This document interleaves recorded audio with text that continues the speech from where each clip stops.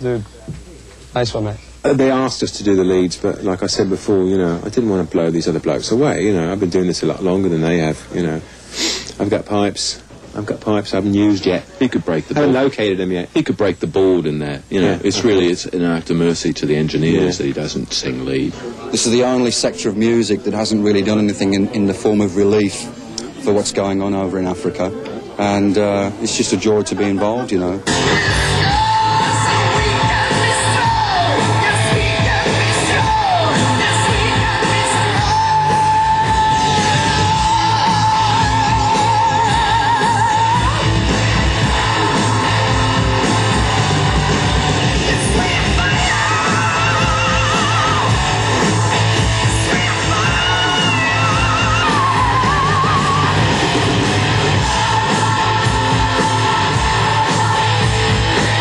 Rock and roll is for the kids, it's for everybody.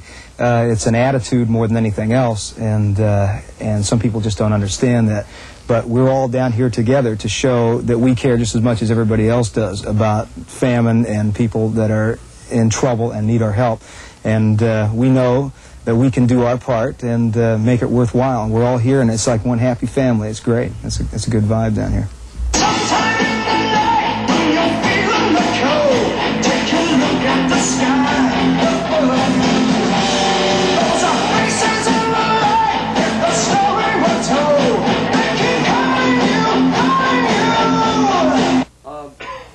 Sounded great to me.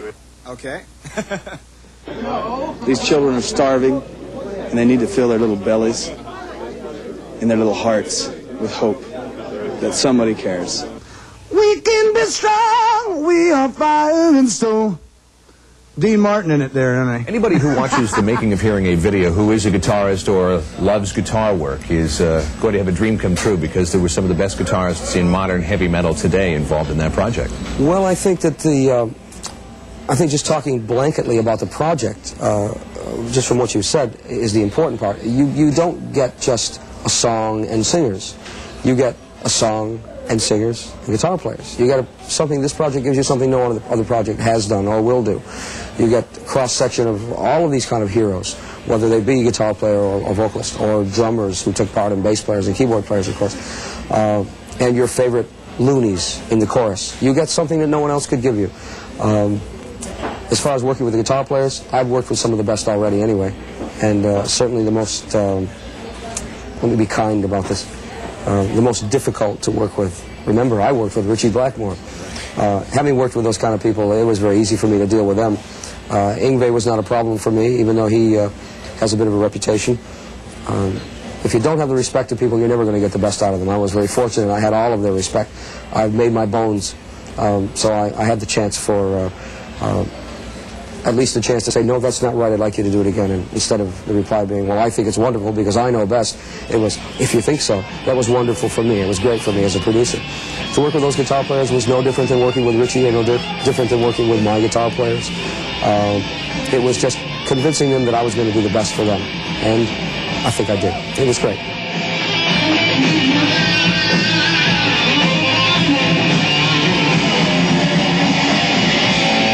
I met an Yngwie Malmsteen person, you know, and once you get the hang of his name, you know, he's really incredible. I really did. I bought his album the other day, and I threw my guitar out.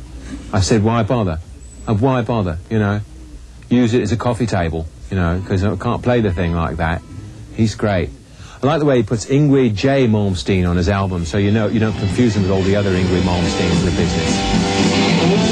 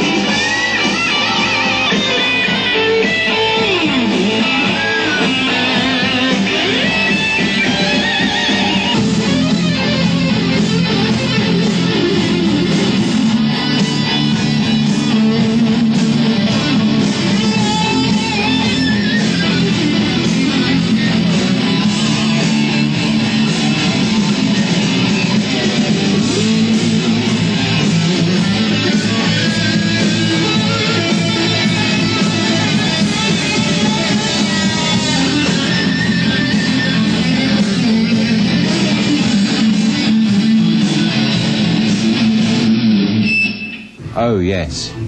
Sounds a bit like rock and roll, doesn't it?